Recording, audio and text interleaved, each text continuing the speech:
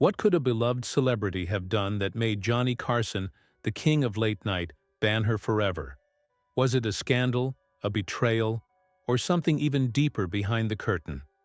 You won't believe how one unforgettable moment ended a career on The Tonight Show, and why Carson never forgave her.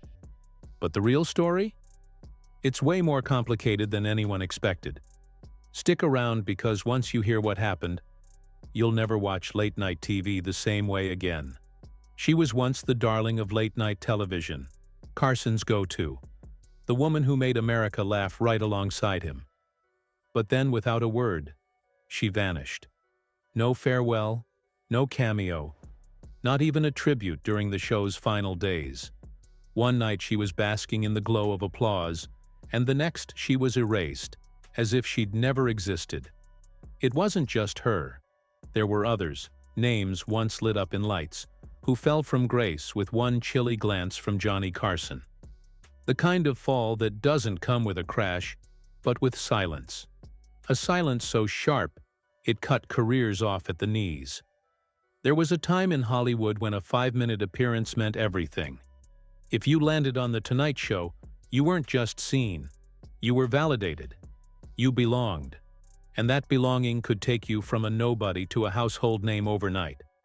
But there were unspoken rules. You didn't challenge the king. You didn't steal the spotlight.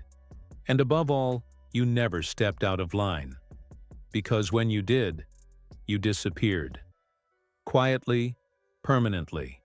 To the casual viewer at home, it looked like magic. Laughter, applause, star after star walking onto the stage. But behind those bright lights was a far different reality. One wrong look, one joke that didn't land, or even just an unsanctioned opinion could end your run. Sometimes it was something minor, a moment where Johnny didn't get the final laugh. Other times it was about loyalties, grudges, or moves made behind closed doors. But the scariest part? You never saw it coming until it was already over. In a town where perception is everything, not being invited back was the harshest truth of all. No headlines, no announcements, just a guest who never returned and a seat that stayed empty. And when people in the industry saw that seat stay empty, they took note. Suddenly, phones stopped ringing. Projects dried up. It didn't matter how talented you were. If Carson cut ties, so did everyone else. His approval was like oxygen. Without it, your career suffocated. There's a strange kind of power in being able to end a person's career without ever raising your voice. That's the world Johnny Carson ruled. He didn't need to fight. He just needed to be indifferent. And that indifference was enough to make the most powerful names in Hollywood tread lightly. His silence was louder than most people's rage. At the center of this was The Tonight Show, a stage so revered that getting called over to the desk after your set wasn't just an invite, it was a coronation. That simple wave from Johnny was the moment every comedian, every actor, every hopeful dreamer chased. Because if Johnny waved, you made it. And if he didn't, you were left behind. That wave had the power to define careers, and those who received it could feel the ground beneath them shift. Fame, fortune, and recognition followed. Millions watched each night, religiously. This wasn't a show you recorded and watched later. This was a cultural moment, night after night. When Johnny was on, the country stopped to listen. And in those brief, electric minutes, careers were born, or quietly buried. His jokes, his skits, even his famously ridiculous Karnak routines, it was all part of a kingdom he ruled without question. And for 30 years, no one dared challenge that rule. But there was another side.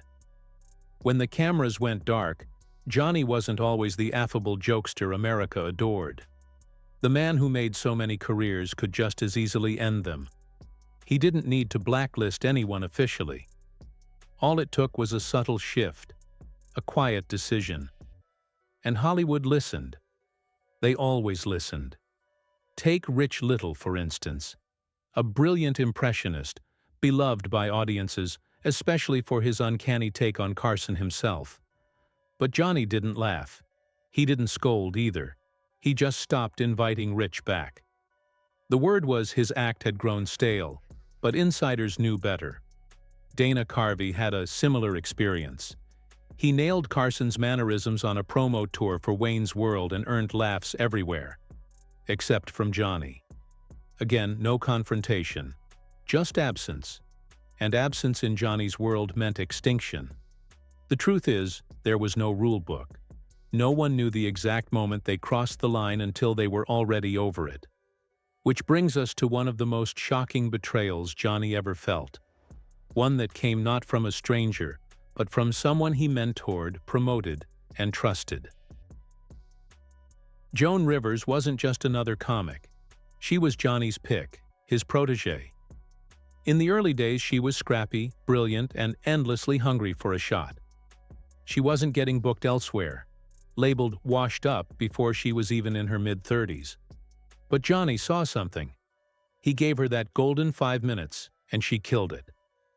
Afterward, he turned to the audience and said, "You're going to be hearing a lot from this girl." And with that, her life changed. From that moment, Joan became a staple. Not just a frequent guest, she became his permanent guest host, the only woman trusted to keep his seat warm when he was away. To America, it looked like they were comedy royalty. Johnny the King, Joan the Crown Princess. But behind the scenes, a storm was gathering. In 1986, Joan got a call from a brand new network, Fox. They wanted her to host her own late-night show. It was historic. No woman had ever been given such a platform. It was the opportunity of a lifetime. But it came with a price. She knew NBC had no plans to hand her The Tonight Show once Johnny retired. And even worse, executives had told her, flat out, she was never being considered. With her back against the wall and the future uncertain, she accepted the Fox offer. But there was one mistake. She didn't tell Johnny first. He found out the same way everyone else did, through whispers, not from her. And in Johnny's world, that wasn't just a professional decision. It was a betrayal. And from that moment on, Joan Rivers was gone from his life. Just like that. He didn't explode. He didn't scream. He simply vanished from her world like a door slamming in silence. Johnny Carson, known for his charm and wit on camera, turned cold when he felt betrayed. And when Joan left for her own show without his blessing, that's exactly how he saw it. From that point forward, her name was wiped clean from The Tonight Show universe. He didn't take her calls, ignored her letters, and treated her like she'd never existed. And in Johnny's world, if you were gone, you stayed gone. This wasn't just about a new contract or show rights. It was about loyalty, the kind that Carson valued more than ratings or headlines. According to those who were closest to him, she wasn't just a fellow performer, she was family. He thought of her like a daughter, one former producer recalled. But once you broke Johnny's trust, there was no path back. That's the part that made it hurt even more. It wasn't rage, it was ice-cold silence. And that silence stretched for years. Joan, heart in her hand, tried to make amends. She wrote him every year hoping for even a word. Nothing. Not even a short reply. Clips of her Tonight Show appearances disappeared from reruns. Her name? Not spoken. She became a ghost, edited out of late-night history like she'd never shared that stage. She later opened up about how much his rejection stung. It wasn't just professional, it was deeply personal. She once admitted that she believed Johnny had felt a strange sort of ownership over her, like she wasn't supposed to grow beyond his reach. "He believed I would never leave him," she once reflected, voice shaking with emotion. "I think because I was a woman, he thought I was his." It was complicated, painful, and unresolved. When Johnny died in 2005, Joan cried. Not the tears of a fan mourning a legend, but those of someone who'd lost the only man in the business who ever truly believed in her. "I just wanted to talk," she once said quietly. "I would have done anything to make things right." But he wouldn't even look at me. That kind of heartbreak doesn't fade. It lingers, heavy and unresolved. And Joan wasn't the only one who faced that unmovable wall. There were others, some who thought they were playing along, some who just didn't read the room, and some who had no idea what line they'd crossed. Bobcat Goldthwait comes to mind. Wild, unpredictable, always pushing the edge. One night, in a flash of chaotic energy, he lit a chair on fire live during the show. It wasn't Carson hosting. It was Leno by then. But still, it shook the room. Even decades later, many believed Johnny would have had none of it. The aftermath? Bobcat was banned, arrested, fined, and sentenced to film public service announcements. One ill-conceived gag, and just like that, his late-night chances went up in smoke. Kathy Griffin found herself blacklisted too, but for different reasons. Bold, brash, unapologetic, Kathy never held her tongue. But that brand of humor didn't sit well with everyone. Jay Leno, who had inherited Carson's kingdom, quietly closed the door. While Carson never personally banned her, it was clear she wasn't his kind of guest. Too loud, too raw, too risky. It's like the rules had already been written in invisible ink, and she just kept stepping over them. But not every exile was so explosive. Some were subtle, almost quiet. Melanie Chartoff, a comedian with timing and grace, once made Johnny laugh behind the scenes. She had charm. She had wit. She even shared the stage with legends like George Burns and Richard Dawson in 1982. She didn't get banned. But the lesson remained. Carson's approval was fleeting. If you misread the moment, it could all be over before you even knew it. That's what made Johnny Carson so formidable. He could lift you with a laugh, or erase you with a look. Sometimes there wasn't even a clear reason. Howie Mandel learned that lesson early in his career. Trying to stand out, he brought a giant stuffed tiger on stage, an innocent, oversized joke, but it hadn't been cleared. Johnny hated surprises, and after that night, Howie was never invited back. No call, no explanation. Just silence. Lola Falana faced a more sobering wall. Talented, radiant, and brave, she used her time on The Tonight Show to speak candidly about race and the uphill climb of being a black woman in showbiz. But Carson, cautious and always tuned to the mainstream audience, didn't welcome that kind of raw honesty. She never got another invite. And just like that, her voice was shelved. Sometimes America just wasn't ready. And Johnny wasn't willing to push, but bans didn't always spell ruin. Sometimes they were strange blessings in disguise. Artie Lang, banned from Conan O'Brien's show during a time of personal struggle, would later say it saved his life. The rejection, the cold shoulder, it forced him to face himself. And when he finally came back sober, he saw the ban not as punishment, but as a pivot point. It's ironic, isn't it? That silence could be the loudest wake-up call of all.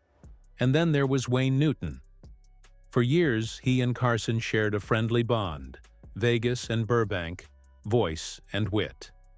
But the air changed when Wayne outbid Carson for a stake in the Aladdin Hotel.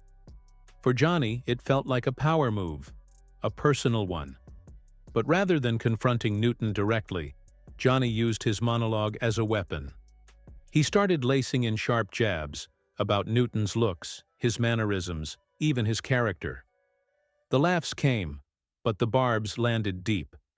Eventually, Newton had had enough. He stormed into NBC studios and faced Carson man-to-man. What they said remains partly legend, partly truth. But one thing's certain, Carson stopped the jokes. And so ended not just the teasing, but the friendship itself. In Hollywood, one look, one line, one misunderstanding can change everything. Even today, behind every laugh on that glowing stage, there were battles being fought in silence. And for some, the silence never lifted. Wayne Newton never returned to The Tonight Show. Not even once. No playful cameo. No nostalgic reunion. It was as if Johnny Carson had quietly erased that chapter, filing it away without a second glance. The show moved on. Carson moved on. But something always felt unfinished. That was Johnny. Once the curtain dropped, so did his connection to you. Behind that impeccable timing and disarming charm was a man who never liked loose ends, even if it meant leaving a few doors permanently shut. But to understand Johnny's final act, we need to rewind to his opening scene. The kid from Nebraska who could turn a deck of cards into pure wonder. They called him the Great Carsoni, and even at 12, he held the room like a seasoned headliner. He was never loud, never flashy. He just was. But magic wasn't the endgame. It was merely the gateway drug to something bigger. He served in World War II, earned a degree in radio and speech, and carved a path through the world of local TV. When he stepped in for Jack Benny, audiences didn't just notice, they leaned in. He didn't demand attention, he invited it.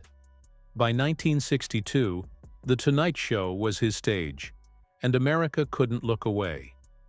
Every night, his dry wit and cool delivery painted a world where everything felt a little more manageable.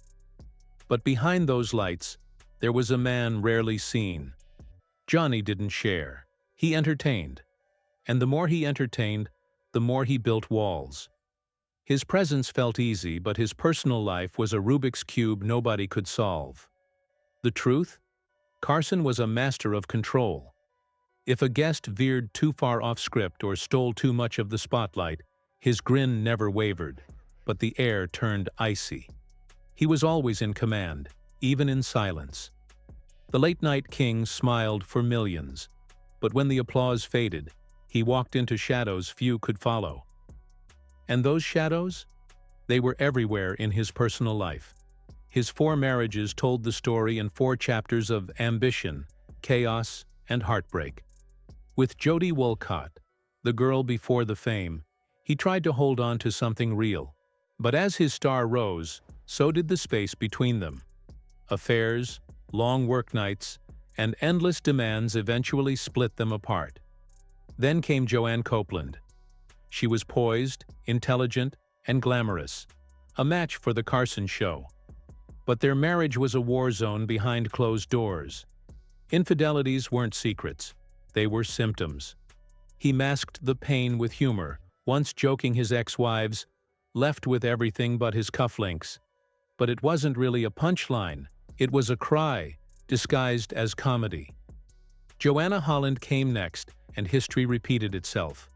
Glitz, glamour, and then the slow unravel. By the time Alexis Moss entered his life, Carson was older, quieter, maybe even resigned. Their marriage was private, almost too private. It seemed on the surface that he'd found peace, but not everything could be mended, especially not the bond with his son Rick. Rick was the one relationship Johnny never quite figured out. Rick struggled, publicly and painfully. And when he died in a tragic car crash in 1991, Johnny looked smaller, diminished. The man who made America laugh suddenly looked like he was holding back tears. When Johnny finally walked away from television in 1992, he didn't do a victory lap. No memoirs, no reruns of old glories. He slipped away like a magician's final trick. Here one moment, gone the next. He spent his last years in Malibu, sailing on his yacht, refusing interviews, living like a man who had finally had enough of applause. But even after disappearing, Carson's influence never left the building. Every monologue, every late-night smirk you see today, it's a shadow of Johnny. Fallon's boy-next-door charm, Kimmel's sharp edges, Carson's DNA is in every frame. He didn't just host late-night television, he built it. Even now, long after he's gone, Carson's story still whispers through the halls of television history. He wasn't just famous, he was foundational. But he also lived with contradictions, warm on camera, cool in person. Laughing for the world, quietly aching behind the scenes. As emphysema took over in his final years, The man who once filled living rooms with laughter slipped out without fanfare. No grand goodbye. Just the quiet fall of the curtain. And that's the thing about Johnny. You didn't need to know him to feel like you did. His face is still frozen in black and white memories. His voice still echoes in late-night reruns. He never left a diary, never told all. He didn't have to. The magic wasn't in the man himself. It was in the way he made you feel. If you've ever stayed up past midnight and laughed at a host chatting with a celebrity, Johnny Carson was there, in spirit. Maybe not seen, but always felt. Let us know your favorite Carson memory in the comments. And if this story moved you, like, subscribe, and hit that notification bell, because we're just getting started with more incredible stories. Keep watching.